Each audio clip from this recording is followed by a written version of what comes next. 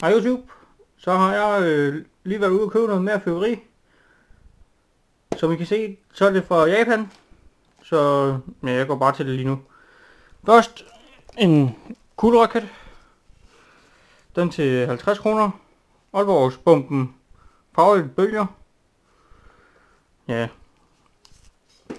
Så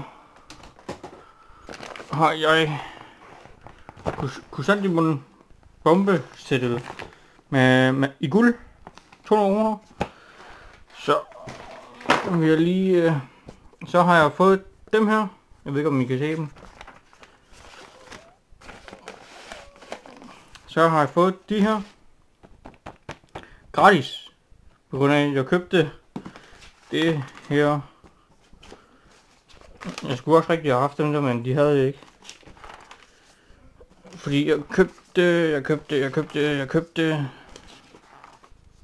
det her sæt. Og det er det der Nordic. Og det står lige hernede, men man kan ikke se noget på grund af det skyde mørkt henne. Så har jeg lige omlæggen. 2 bomberør. 2 forskellige farver, tror jeg, de sagde. Og så de her raketter her. Og der er, står der 50 gram. 50 gram. Og 50 gram. Og 50 gram nedenvægtige. Så det sæt har jeg købt. Og så er der 25 skuds batteri. Jeg ved ikke om I kan se det. Rimelig mørkt. Og så er der det her batteri. Der står sgu ikke rigtig på hvor mange skud der er i. Og så er der det her 16 skud. Og så er der den der. Det står der heller ikke noget om. Og så er der den der. Og det er det sæt der til 900 kroner.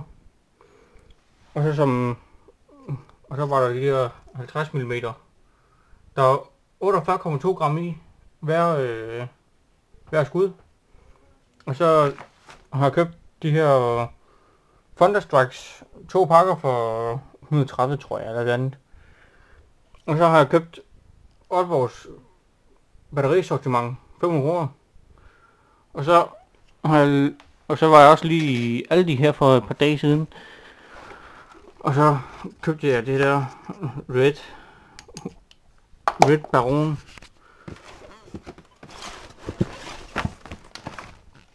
En af 4 skud.